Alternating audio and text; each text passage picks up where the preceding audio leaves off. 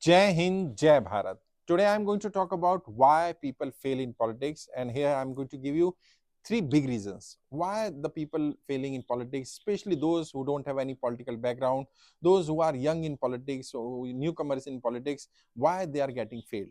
The first and most important reason is, as they are newcomer in politics, their family is not in politics, they don't know the basics of politics, they don't know the strategies which are required to get success in politics, they don't know the sam dam dan bhed, they don't know the uh, ups and downs of politics, they don't know the challenges which they are going to face in politics, and before politics, whether they are doing business or job, and they think that as they are good in business, they are good in their service, they are good in their job, they will definitely do good in politics. But politics is totally different field.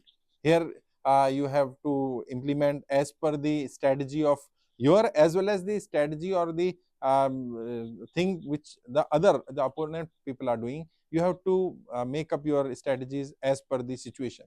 And in politics generally, as I told most of the time in my training, as well as you all know that in politics we can't say that this strategy is totally 100% perfect, because the strategy depend on the opponent, strategy depend upon the situation, strategy depend upon the implementation, how you implement that strategy.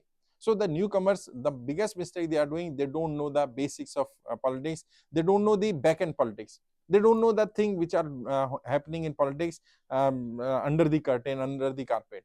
Once they enter into field, then they realize that they have done a big mistake. They think that they are honest, they are hardworking, and they enter into politics and they will change the scenario of the politics. And when they enter into politics, they find out no, it's not that much easy, because there are so many people who are at different point of time competing with you. Even if you are not competing, they are competing with you, and especially those who are already established politicians. Obviously, they always say in public meeting that we want that young comers should come into politics, young people should come into politics, they should be the part of politics, we will give the opportunity to youth. But when they are saying that they will give opportunity to youth, to which youth they are saying? They are talking about their family members, they are talking about their children, their grandchildren, they are not talking about newcomers, those who don't have any political background. So this is the first biggest mistake why people failing in politics, because they don't know the basics of politics, they don't know the things which are required in politics, they don't know the strategies, they don't know the ups and downs and some dam and of politics. And there is no one who can guide them, because they are newcomers, their family is not in politics, they were doing their business, they were doing their job, and they were in different service sector, but they are not aware about these ups and downs or things of politics. And when they know about it, then they don't have any other option. They either become the part of politics or become the victim of the politics, and 99% become the victim. This is the first reason. Reason number two, and the mistake number two, they think that politics is a part-time job. I'm sorry, politics is a full-time job.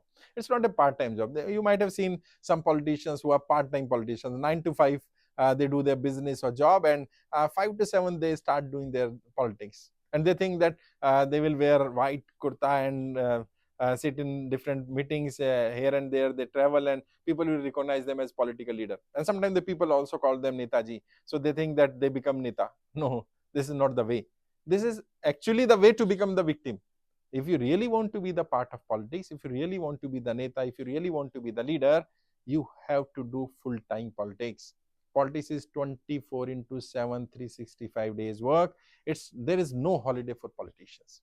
And you might have asked me, and your next question would be that if politics is a 24 into 7 job, then when the politicians do their business, how they earn money. So we can discuss on this topic in some other video. But politics is a 24 into 7 job.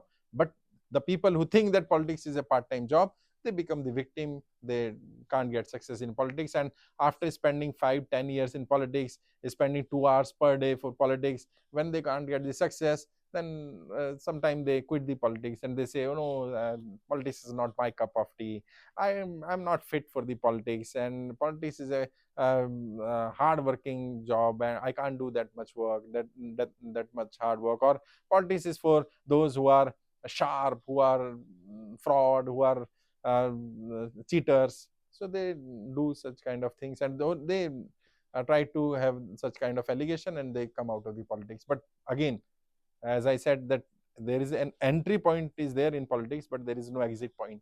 you end up as the victim only. So 99% end up as victim because of this reason, because they are not prepared for full time as a politician, or they don't think that it's a full time job.